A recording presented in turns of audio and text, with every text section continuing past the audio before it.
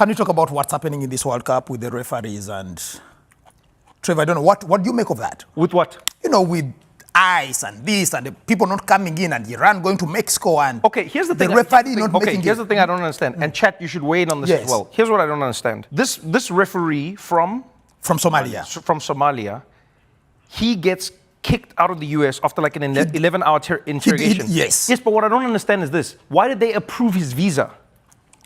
But that's the thing. Yes, so this is my problem. But this is my problem. Wait, but this is what I'm saying. In order to come into the US, you have to have a visa. Yes. Right? But they go like, the visa doesn't. But what I'm saying is, the visa is where they're supposed to be conducting the process of checking your background. You provide your paperwork. You submit everything that you're supposed to submit.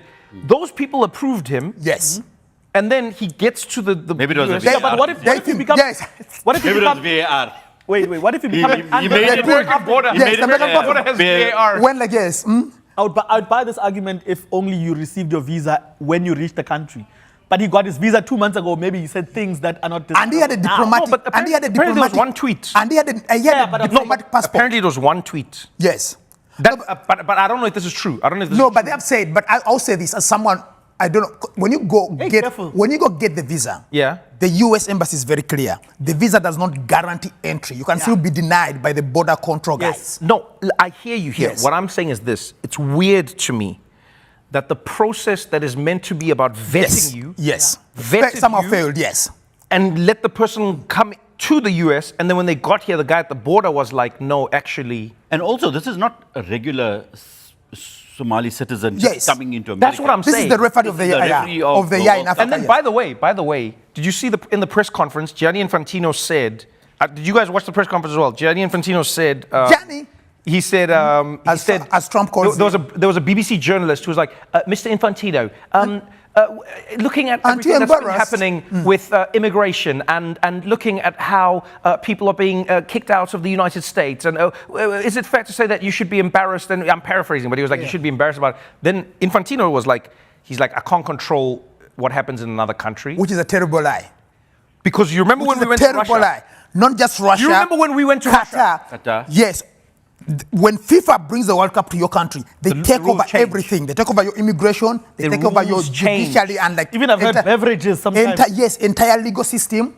In Qatar, you just needed a fan ID. When Infantino says they don't control. You know FIFA. I'll tell you this. FIFA stripped Indonesia of the Under-20 World Cup in 2023 because Indonesia went like, we won't be allowing Israelis in. Yeah, and FIFA went like, sorry, took the World Cup away from them, gave it to Argentina. So FIFA can't do this. And they gave it to a place that's far away. Bro. Yes, exactly. That's like Malaysia. I think, and I don't want to be like Eugene, but I think this is a conspiracy that has been going around. The FBI has something on FIFA. The FBI? Yes. America has something on FIFA. The way America has bent over backward. The thing America has on FIFA is money, bro. What do you mean? No. This is the most profitable World Cup ever, Joe. No. Remember. Ever. Let me tell you something. Let me tell you the difference. Okay. Let me tell you the difference. Before you go to conspiracy theories. Okay. Oftentimes, the most simple answer is the correct one. Yes. Occam's razor. Yes. That's all it is, my friend. Okay. Simple. I disagree. You know why? Wait, Joe. Okay. Joe, if you're going to go against America for the World Cup, do you understand how much money FIFA is making from this World Cup? I understand. Do you understand? Paid in the most money. I totally agree. How much money they're making from this World Cup? But I'm going like FIFA always makes money at the World Cup. Yeah, but they've never made this much money. I'm saying the way America got the World Cup, the FBI investigated FIFA.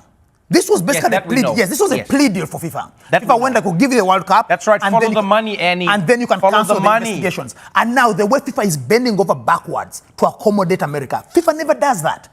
Yeah. FIFA rarely does that. Hey, what's up, Amber in Cape Town? We see you. And so for me, Trevor, that concept, it really holds. Also because the World Cup, you said this in our podcast, the World Cup is supposed to be above your petty grievances, right? It is. Look, the World Cup, the Olympics are supposed to be. But now what America is doing, what America has done. So you think that the FBI thing has FIFA in enough of a tizzy that they... You know what the FBI... Look, I can believe both. You know what the FBI says? Can be true. It just says, we can reopen the thing. That's what they would say. We can reopen. And again, to go back to the money, so much of FIFA's money is funneled through America. So if they went like, we're going to That's true. freeze your accounts. That's true. And then... So for me, for me, I would say, Trevor, the people who are saying, you know, the people saying we should boycott the World Cup.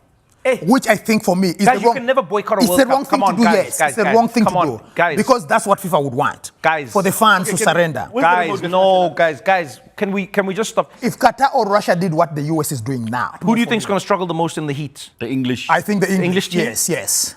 The heat is brutal. Like for the Club World Cup, we went for the Club World Cup, and even during halftime, we couldn't stay in the stands. It was that hot. It was that hot.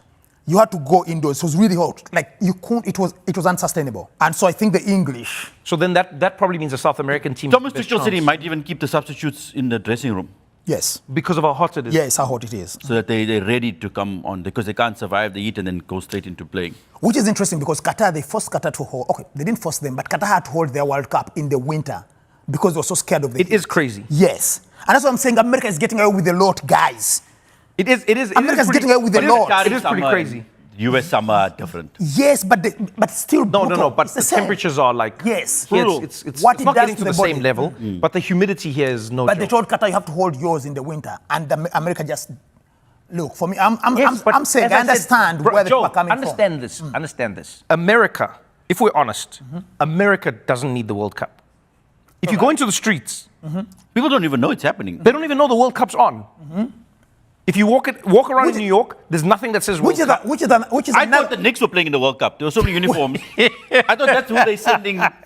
Bruh, though you're right. Americans normally, when they say World Series, it's like their states. Yes. Guys, the reason people are struggling with the way the US is treating this World Cup, to go back to the topic and not to beat it to death, is, guys, you're a good soldier. When Hitler, listen, when Germany hosted the Olympics, even Hitler had the grace not to ban. We have to talk about this. We have to. Even Hitler. We don't have to do everything, Joe. Guys. Let's you know what we have to do? Let's be careful of listen. where the sentence goes. Let me make my argument. Can I just... Hitler whoever editing this, cut me out of this part. No. Yo. I'm standing 10 toes on Cut this. me out of this. Let's go Knicks. Let's go Knicks. Listen. Defense. Even Hitler. Defense. Hitler went like, I hate Jesse Owens, but I'm going to be a sport. You're still going. Yes, I'm still going. You come through this pitch. Guys, I'm still going. Even Hitler was like, you know what? Why are you repeating his point? I'm going to allow Jesse. Who you're talking about? I'm going to allow Jesse Owens. Still Hitler. Uncle Hitler. No, guys. You can't Uncle Hitler over here. Guys. Oh my God. Guys, even Hitler was sporting enough. No, bro. He was sporting enough to allow people he didn't like to come into Germany. No. You know things are bad when people are like, please be more like Hitler. It's just still coming, bro. Yeah.